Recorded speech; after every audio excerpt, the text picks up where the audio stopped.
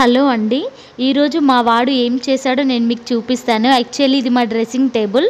లోపల వాడు 500 rupees note పెట్టాడు. వాడి కాయిన్స్ కూడా పెట్టుకున్నాడు. ఎప్పుడైనా మనీ కనిపిస్తే తీసుకొచ్చి ఇక్కడ డ్రెస్సింగ్ టేబుల్లో పెట్టుకుంటాడన్నమాట.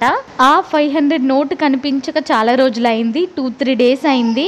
ఇంకా ఎక్కడో పోయిందిలే అని మేము అనుకుంటున్నాము. సో నేను సడన్గా డ్రెస్సింగ్ టేబుల్ ఓపెన్ చేసేసరికి అది కనిపించింది.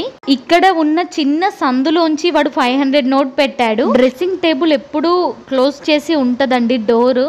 ఇక్కడ పైన చిన్న కట్టులాగా ఉంది, అది వేసి నేను పెడతాను. ఎప్పుడు వాడికి తీయనికి రాదు, అయినా కూడా వాడు చిన్న సందులోంచి ఆ 500 నోట్ని ఎలా పెట్టాడో నాకైతే అర్థం కాలేదు.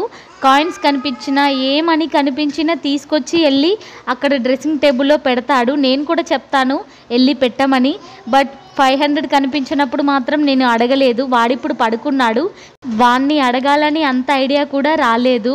సో వాడు లేచిన తర్వాత అడుగుదాం ఏం చెప్తాడో.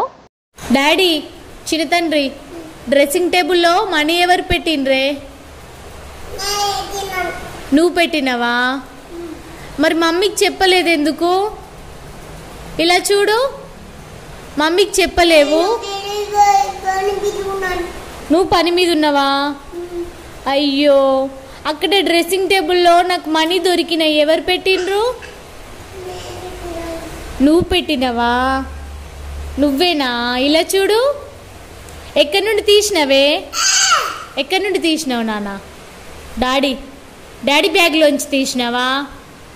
ఇలా చూడు, డాడీ బ్యాగ్లోంచి తీసినావా? డాడీ బ్యాగ్లోంచి తీసి అక్కడ పెట్టినావా? మరి మమ్మీకి చెప్పాలి కదా నాన్న, మమ్మీకి చెప్పలేవెందుకు? డాడీకి చెప్పినవా?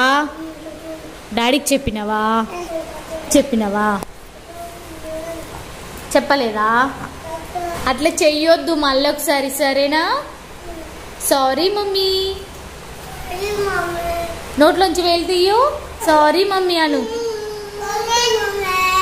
Sorry mummy. Love you mummy.